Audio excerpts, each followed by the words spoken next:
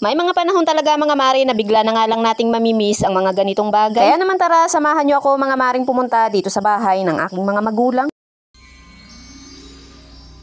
Magandang araw, another day, another mini vlog. Sa videong ito mga mare ay hindi nga muna tayo pupunta dito sa aming taniman at pumunta nga muna kami dito sa bahay ng aking mga magulang. Ang bilis lang talaga mga mare ng panahon, no? Dati nga ay kami nga lang ang naghihintay sa aming mga magulang sa kanilang pag-uwi. Pero ngayon nga mga mare ay sila na talaga ang naghihintay sa ating pag-uwi. At dini nga mga mare, pagkarating ko nga sa bahay ay talaga namang nakita ko nga yung aking tatay na nakahiga sa duyan at nanonood nga lang ng TV. At fast forward na nga dyan mga mare, bali si Mr. nga ay nagkakayod ng niyog dahil kami nga ay nagkatay ng isang manok. Bali dito nga kami mga mare kakain ng pananghalian pero wala nga kaming nadalang ulam dahil hindi nga kami nakapunta ng bayan dahil alam nyo na meron nga mga nanghuhuli. Huy. Bali ito nga mga mare yung kapaligiran ng aming bahay at talaga namang napakalinis nga ng aking ina sa bahay. Bali nilagyan nga daw niya mga mare ng net itong kanyang halaman dahil hindi na daw nga tigilan ng mga manok ng aking tatay. Maliit nga lang mga mare ang bahay namin dito pero grabe sobrang memorable nga sa amin ang bahay na yan kaya naman ay talaga namang nakakamiss nga palagi ang pagpunta dito. Bali dito nga mga mare ang mas malayang makapag-alaga sila ng hayop kaya naman ayan at talagang mas masaya nga dito ang aking tatay. Bali ito na lang din naman nga ang kanilang mga nagiging libangan mga mare yung pag-aalaga nga ng mga hayop at syempre meron nga sila ditong maliit na tindahan. Para naman mga mare kahit papaano ay meron pa rin nga silang nagiging income. Sobrang cute na cute nga ako mga mare dito sa anak ng pato na ito kaya naman ayan na talaga namang gusto ko na nga itong hingin. Hindi nga lang iyan pwede yung mga mare dito sa amin dahil baka nga kainin lang iyan itong aking alagang aso. Bali hindi ko na nga mga mare na ipakita yung pagluluto ko ng aming ulam pero ito nga at kakain na nga kami. Sobrang swerte nga lang din namin mga mare syempre kapag namimiss nga namin yung mga ganitong banding ay talaga namang nandyan nga lang ang aming mga magulang. Kaya naman ay sobrang pinagpapasalamat nga rin namin mga mare sa itaas na talaga naman binibigyan pa nga niya ng mahabang buhay at malusog na pangangatawan itong aming mga magulang. At yun lang din naman mga mare ang lagi kong hiling sa itaas mga mare na bigyan nga ng maayos na kalusugan at mahabang buhay ang aking mga magulang at syempre ang aking mga mahal sa buhay. Kaya naman binibigyan talaga namin mga mare ng panahon ng aming pagpunta dito. Dahil aminin man natin o hindi mga mare ay talaga namang tumatanda na nga ang ating mga magulang. Kaya naman hanggat nandiyan sila mga mare at nakakasama natin ay pahalagahan nga natin ang bawat oras na nandito nga sila. Naalala ko lang mga mare nung mga bata pa kami dito rin sa lamisang ito ay talaga namang hindi nga pumapayag ang aking tatay na hindi nga kami sabay-sabay na kumain. As in talagang kahit nga meron kaming ginagawa mga mare kapag oras na nga ng ikakain ay talaga namang kailangan nga naming itigil iyon. Kaya pala sinusulit nila mga mare yung mga ganong pagkakataon ay talaga naman darating pala ang panahon na hindi na nga nila kami makakasalo sa hapagkainan. Kaya naman kapag pumupunta nga kami dito mga mare ay talaga namang nagsasalo-salo nga kami ng ganito. Pero hindi na nga kami mga mare basta-basta makumpleto dahil syempre meron na nga kaming kanya-kanyang buhay. Kaya naman sa mga ganitong pagkakataon mga mare kahit nga hindi kami makumpleto ay ito at talaga naman nagkakaroon pa rin nga sila ng pagkakataon na may makasalong anak. Bali ako nga lang mga mare ang nakikita nyo dahil ako nga lang ang nagbibideo pero meron nga akong ibang kapatid na lagi nga pumupunta dito. Ang tagal nga namin kumain dito mga mare dahil grabe na sarapan nga sila do sa pagkaluto ko nung manok. Bali dati nga mga mare ay meron na nga kaming bahay do sa tabing kalsada pero nabenta na nga iyon. Pero mas okay din naman nga mga mare na nalipat nga dito si Inay dahil ayan nga at talaga namang na-exercise nga dito yung aking tatay. Dahil kung napapansin nyo nga mga mare ngayon nga ay mataba yung aking tatay pero nung nasa tabing kalsada pa nga ang aming bahay ay talaga namang mas mataba pa nga siya dyan. Pero ngayon nga nung nalipat nga sila dyan mga mare ay talaga namang nag-iba-iba nga ang katawan ng aking tatay at talaga namang medyo na-exercise nga siya. Bali dito ngayon nga mga mare ay mas malimit na nga siyang makapagtabas ng kanyang sagingan. Pero nung nasa tabing kalsada pa nga mga mare yung bahay namin kung hindi nga siya pupunta dito ay talaga namang hindi nga siya pagpapawisan. Tapos alas 10 pa nga lang ng umaga mga mare ay talaga naman tulog na nga kaya naman ayan at medyo kinakabahan nga kami dahil sobrang taba na nga niya. Pero kung magkakaroon nga ulit kami mga mare ng pagkakataon na magkaroon ng bahay sa tabing kalsada ay mas okay rin nga sa amin. Dahil alam nyo naman mga mare na tumatanda na nga itong aking mga magulang kaya naman mas gusto nga namin ay nasa tabing kalsada nga sila. O siya hanggang dito na lang mga mare, maraming salamat, stay safe, God bless, bye, bukas ulit.